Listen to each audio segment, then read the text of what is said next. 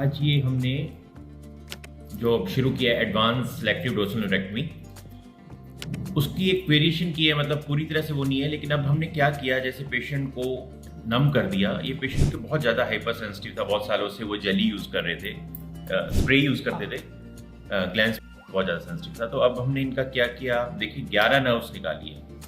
बहुत ही रेयर बात है, इसमें सिर्फ एक ये नर्व थोड़ी मोटी है, ये आप देखो अपनी देख सकते हो, ये नर्व थोड़ी मोटी है और सारी पतली पतली नर्व्स है।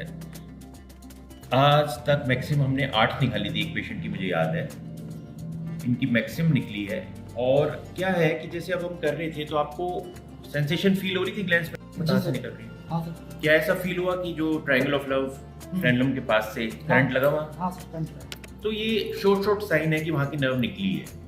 अब एक और इसमें हम स्टेप ऐड कर सकते थे, जेड-प्लास्टी का, इसमें नहीं कर रहे। लेकिन अगर बहुत ज़्यादा है, जैसे मुझे ऐसे लगता है कि कई बार ऐसा हो सकता है। अब इसका मतलब ये नहीं है कि सभी पेशेंट कहेंगे हमारी 11 नर्व निकालो, इनकी थी तो निकाल दी। तो 6 होती है आमतौर पे मैक्सिमम में, लेकिन हर आदमी की अलग वेरिएशन होती है। तो इनकी हम पीछे की भी निकाल दी है।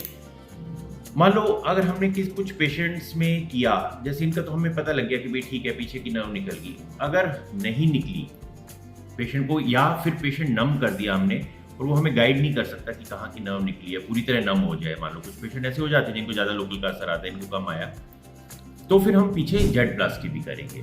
जेड-प्लास्टी से मतलब उस एरिया को, अगर मान लो यहाँ से नर्व एस्केप कर जाती है तो पीछे के एरिया की नर्व हम काट देंगे जेड-प्लास्टी करके। तो ये अब नया है एडवांस सिलेक्टिव डोर्सोलेक्टमी। तो ये रेयर केस है, 11 नर्व हमने भी कभी नहीं देखी और ये बड़ी बात है। देखते हैं कैसा रिस्पॉन्स आता है, लेकिन जो भी है टाइमिंग बढ़ते बढ़ते टाइम लगेगा। बस ये है कि सेंसेशन इमीडिएटली कम हो जाएगी।